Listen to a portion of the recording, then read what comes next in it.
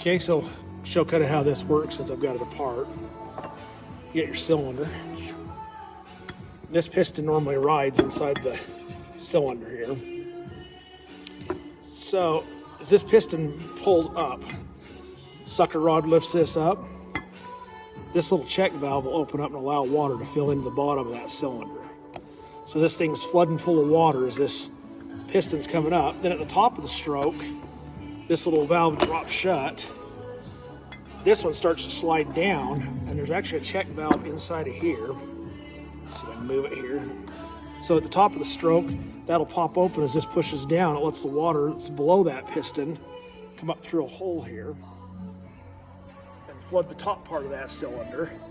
Then at the bottom of the stroke, it shuts, pulls up, and repeats the cycle. That check valve in this thing will open again as this pulls up, and it just does that over and over. Slowly lifts water up that cylinder.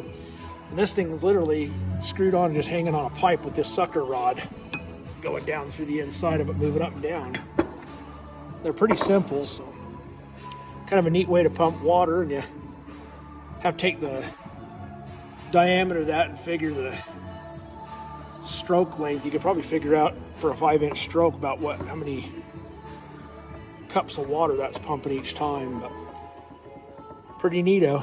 The really neat thing about them is where these leathers and the parts are underneath in water, they're always primed. You don't have to drop water down it to prime it. And as far as the piston rings, they're literally just a leather seal that swells up.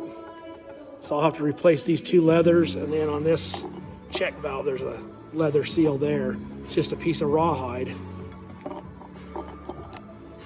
So I'll have to hunt down and find those parts and get them ordered, and that'll fix the windmill pump.